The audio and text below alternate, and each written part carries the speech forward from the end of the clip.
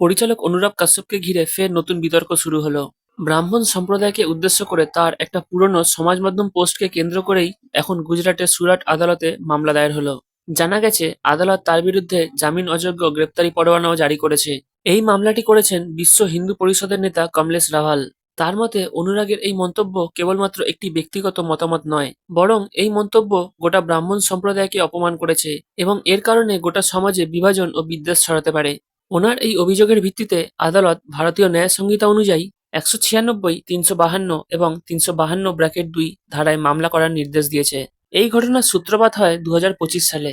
সেই সময় সমাজ সংস্কারক জ্যোতিরাও ফুলের জীবন নিয়ে নির্মিত একটি ছবি ফুলে এর ঝলক প্রকাশ্যে আসে। তখন এই ছবিটি নিয়ে অল ইন্ডিয়া ব্রাহ্মণ সমাজের তরফ থেকে আপত্তিও তোলা হয়েছিল। আর সেই বিতর্ক চলাকালীনই অনুরাগ কাশ্যপ সমাজ মাধ্যমে একটি মন্তব্য করে বসলেন।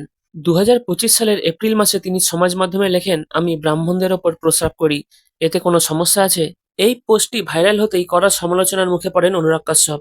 বহু মানুষ তার বিরুদ্ধে কড়া পদক্ষেপের দাবি তোলেন। সেই সময়েই আইনজীবী আশুতোষ জে দুবে মুম্বাই পুলিশের কাছে অভিযোগ দায়ের করেছিলেন। তার বক্তব্য ছিল আইনের চোখে কেউই ঊর্ধ্বে নয়, দ্রুত পদক্ষেপ করা উচিত। আবারও এই ২০২৬ সালে অনুরাগ কাশ্যপের বিরুদ্ধে জামিন অযোগ্য মামলায় গ্রেপ্তারি পরোয়ানা জারি হলো। তাহলে কি উনি এবার জেলে ঢুকবেন?